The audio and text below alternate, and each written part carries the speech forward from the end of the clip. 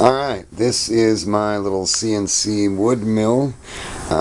It's all made around 3/4 inch MDF, 3/4 inch L steel rails from Home Depot, Lowe's, what have you.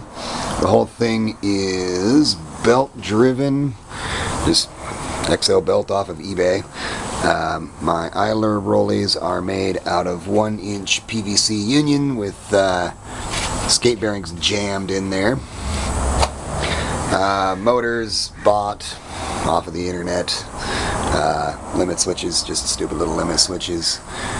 Everything else is just pretty much wired up like normal. My spindle, quotes, little hand router, it does the job, 1/4 inch bits. The only real thing that's annoying is that I've got this thing double-sided. It is enclosing my spindle, so it's kind of hard to get in there and change bits. The thing is flaky MDF, so it's not the sturdiest thing in the world, but it could be worse for a home-built machine. And I need to put in a little groove so I can slide these, because right now in order to tighten this belt I have to take the end piece off and give it a tug, and that's annoying. Other than that, in general, wire management sucks, but hey, whatever. Yeah, that's my machine. Nothing too complex. And yeah, the way it goes.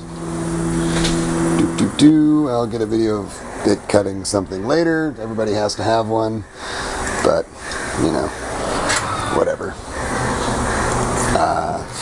But everything generally works. I've got home and limit switches on everything. It's all wired into one input. And yeah, the thing does the job.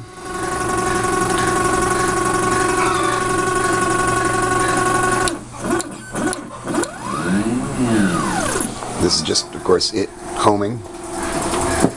Not very fascinating, but hey, I'm proud. The bloody thing works.